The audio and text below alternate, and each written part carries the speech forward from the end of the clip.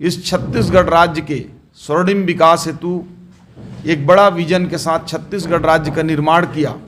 ऐसे परम श्रद्धेय भारत रत्न अटल बिहारी वाजपेयी जी को भी मैं याद करना चाहता हूं कि 1 नवंबर 2000 को उन्होंने जिन उद्देश्यों को लेकर छत्तीसगढ़ राज्य का निर्माण किया, और आज बेहद खुशी है कि छत्तीसगढ़ राज्य आज अपने विशाल आकार में 24 साल के अपने युवावस्था को पहुंच चुका है। और इन 24 सालों में सुखद बात ये रहा कि लगातार 2003 से 18 तक भारतीय जनता पार्टी की सरकार थी, और इस छत्तीसगढ़ को एक बीमारू राज्य, एक गरीब राज्य, एक शिक्षा में पिछड़ा हुआ राज्य, स्वास्थ्य में पिछड़ा हुआ क्षेत्र राज्य, उससे निकालकर सर्वांगीण विकास करते हुए 15 सालों में विकास की आधारशिला रखते हुए एक विकसित छत्तीसगढ़ बनाने का काम हुआ।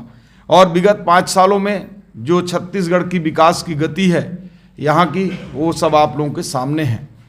विगत 1 साल पहले जो विधानसभा के चुनाव संपन्न होने थे, उन चुनावों में माननीय प्रधानमंत्री जी ने छत्तीसगढ़ राज्य के लोगों के लिए कुछ गारंटियां दी थी।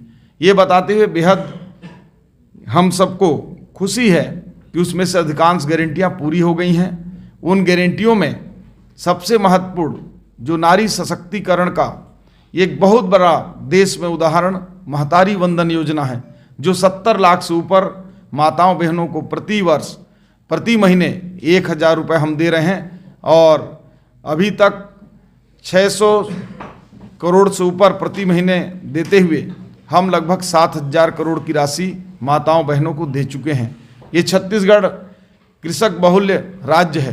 किसानों के बिना छत्तीसगढ़ की विकास की कल्पना हम नहीं कर सकते, और किसानों के लिए माननीय प्रधानमंत्री जी ने जो गारंटी दिया था 3100 रुपये क्विंटल धान खरीदने का, और 2 साल का पिछला किसानों का बोनस देने का, और बेहद ये बताते हुए खुशी हो रहा है कि प्रदेश के 25 लाख से ऊपर किसानों को जो हम लोगों ने 3100 रुपये क्विंटल के दर से कृषक उन्नति योजना के माध्यम से 13,320 करोड़ रुपए देने का काम किया।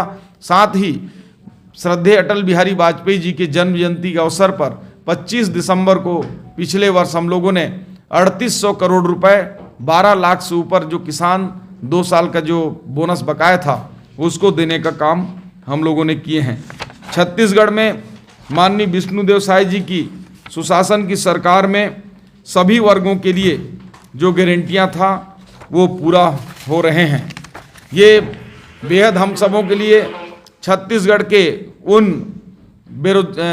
मकान विहीन लोगों के लिए एक बड़ा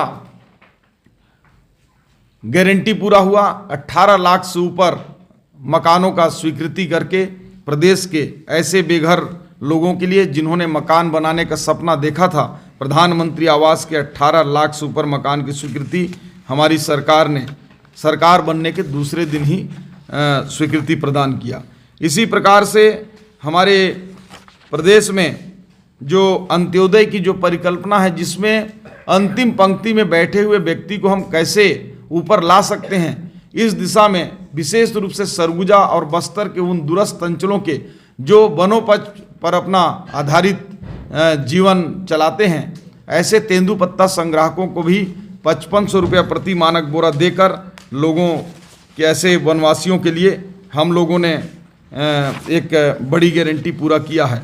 युवाओं की बात मैं करूं तो आज हमारे विभिन्न क्षेत्रों में, चाहे फॉरेस्ट में हो, चाहे पुलिस में हो, चाहे हेल्थ में हो, चाहे पीएससी के माध्यम से हो, युवाओं को रोजगार देने का काम हमारी सरकार कर रही है। और प्रदेश का युवाओं के लिए सबसे बड़ा जो घोटाला है, जो पीएससी घोटाला है, उसको सीबीआई के माध्यम से देकर उसको घोटाले को जांच कराने का काम हुआ है।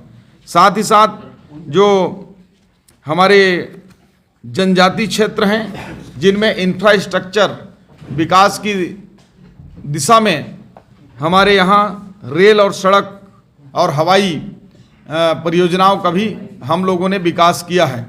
हम देखेंगे कि हमारे सरगुजा में, जहाँ कभी ये सोच नहीं सकते थे की हवाई यात्रा प्रारंभ होगा, उसको भी हमारी सरकार के सफल प्रयास से अंबिकापुर से हवाई यात्रा भी प्रारंभ हो गई है। साथ ही साथ हमारे जो अनुसूचित जाति, जनजाति और पिछड़ा क्षेत्र हैं, इनमें प्राधिकरण का गठन करके उन क्षेत्रों का विकास करने हेतु हमारी सरकार ने अभिनव प्रयास किया है। साथ ही साथ पर्यटन के दिशा में भी बस्तर क्षेत्र में पर्यटन कॉरिडोर का निर्माण किया जा रहा है। साथ ही साथ हमारे इस जिले मनेंद्रगढ़, चिरमिरी, भरतपुर की मैं बात करूं तो देश का तीसरा सबसे बड़ा टाइगर रिजर्व तोमार पिंगला गुरु घासीदास टाइगर रिजर्व हमारी सरकार ने घोषित कर दिया है। इसकी अधिसूचना भारत सरकार के पोर्टल में जारी हो चुका है। अब अधिकृत रूप से ये तोमार पिंगला गुरु घासीदास टाइगर रिजर्व बन चुका है। मुझे लगता है कि ये छत्तीसगढ़ का सबसे बड़ा टाइगर रिजर्व होगा और ये क्षेत्र के साथ साथ छत्तीसगढ़ का भी एक गौरव ही है। साथ ही साथ भगवान राम से हमारा गहरा नाता रहा है। माता कौशल्या हमारे छत्तीसगढ़ की बेटी हैं और इस नाते भगवान श्री राम हमारे भांजा हैं। और इन भगवान श्री राम का जब वनवास हुआ तो 14 साल के वनवास में 10 साल कम से कम छत्तीसगढ़ में उन्होंने बिताया और इस नाते छत्तीसगढ़ के लोगों को एक बड़ी भगवान राम के प्रति, रामलला के प्रति एक आत्मीय लगाव है। इसको देखते हुए हमारी सरकार ने रामलला दर्शन योजना भी प्रारंभ किया और ये बताते हुए बेहद खुशी है कि अब तक लगभग ऐसे 1 लाख के आसपास लोग रामलला दर्शन योजना का लाभ ले चुके हैं या पहुंचने की ओर हैं। इसी प्रकार हमारे छत्तीसगढ़ में जो राजिम कुंभ है उसको पिछली सरकार ने समाप्त कर दिया था और हमारी ही सरकार ने इसको चालू किया था और फिर से जो राजिम कल्प कुंभ है उसको प्रारंभ करके एक पर्यटन की भी और आध्यात्मिक दृष्टि से भी हमारी सरकार ने प्रारंभ किया है। हम उद्योग और रोजगार की दिशा में बात करें तो हमारी एक इस बार औद्योगिक नीति जो आई है वो सर्वस्पर्शी और सर्वव्यापी औद्योगिक नीति आई है। ये बताते हुए बेहद खुशी है कि जो पर्यटन है उसको भी उद्योग में हमने शामिल किया है और जो मेडिकल है उसको भी हमने उद्योग में शामिल किया है। इस प्रकार से छत्तीसगढ़ में जो टूरिज्म है एक बड़ा व्यवसाय की ओर, स्वरोजगार की ओर बढ़ेगा। इसमें जो मेडिकल है उसको भी मेडिकल टूरिज्म की दिशा में आगे बढ़ाने के लिए हम लोग काम कर रहे हैं और उसमें भी सब्सिडी देने के लिए काम किए हैं। हमारा जो सुशासन का वादा था उसको देखते हुए छत्तीसगढ़ के राज्य निर्माता पूर्व प्रधानमंत्री स्वर्गीय अटल बिहारी वाजपेयी जी ने जो सुशासन का सपना देखा था उस सुशासन को हम पूरा करने के लिए राज्य में गुड गवर्नेंस स्थापित करने के लिए शासकीय योजनाओं और कार्यक्रमों की रियल टाइम मॉनिटरिंग और अटल मॉनिटरिंग पोर्टल के माध्यम से हम करा रहे हैं। इसी प्रकार से सभी विभागों का जो ई पोर्टल है उसको हम ई ऑफिस प्रणाली चालू कर दी हैं। इसमें एक सबसे बड़ा उदाहरण हम देखेंगे कि जो खनिज के पिछले बार भ्रष्टाचार की बात आते थे जिसमें ऑफलाइन माइनिंग रॉयल्टी काटी जाती थी, जिसमें करोड़ों अरबों का भ्रष्टाचार की आप लोगों के ही माध्यम से मीडिया में आता था, उसको हम लोगों ने ऑनलाइन करके उस भ्रष्टाचार को ख़त्म किया है।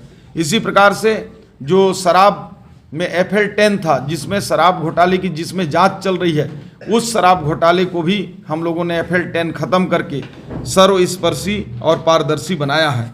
इसी प्रकार से नक्सलवाद में हम बात करें तो जो छत्तीसगढ़ शांति का गढ़ कहलाता था, जहां राम राज्य की हम बात करते थे छत्तीसगढ़ में, यहाँ खून की नदियां बहती थीं और बस्तर और सरगुजा दोनों नक्सलवाद के चपेट में था।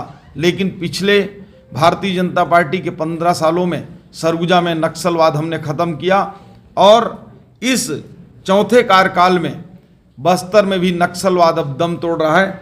ये बताते हुए आप सब लोगों को मुझे इस बात का बेहद खुशी है कि हमारे जवान नक्सलियों से मुठभेड़ लेते हुए 213 नक्सलियों को मार गिराए हैं और करीब 1750 नक्सलियों ने आत्मसमर्पण किया है और मुख्य धारा में शामिल होकर आज बस्तर एक नया बस्तर की ओर बढ़ रहा है। हमारे नक्सल क्षेत्रों में बंद पड़े स्कूल फिर से शुरू हो गए हैं। जो हेल्थ की सुविधाएं हैं ऐसे दूरस्थ अंचलों में हमने चालू किया है। और जो बस्तर ओलंपिक के माध्यम से वहाँ के युवाओं का रुझान देखने को मिल रहा है। 1,65,000 युवाओं ने बस्तर संभाग में खेल कूद में रजिस्ट्रेशन किया है, जिससे ये पता चलता है कि आप युवाओं का रुझान विकास की ओर है। शिक्षा की नई अलग जगाने के लिए जैसे नालंदा विश्वविद्यालय में लोग आकर पढ़ते थे, उसी प्रकार से नालंदा परिसर के माध्यम से 13 नगरीय निकायों में नालंदा परिसर बनाने का हमारी सरकार ने स्वीकृति दिया है, जिससे एक हाईटेक शिक्षा प्रणाली और लाइब्रेरी के साथ वहाँ पढ़ने को मिलेगा। साथ ही साथ पीएससी को भी पारदर्शी और भ्रष्टाचार मुक्त बनाने की दिशा में हम लोगों ने पीएससी की परीक्षाएं भी आयोजित किया, और आप देख सके होंगे कि अभी गरीब किसान का बेटा, छोटे कर्मचारी का बेटा भी पीएससी में उसकी सिलेक्शन हुआ है, और किसी प्रकार का अविश्वास का बात किसी ने अभी तक नहीं की है।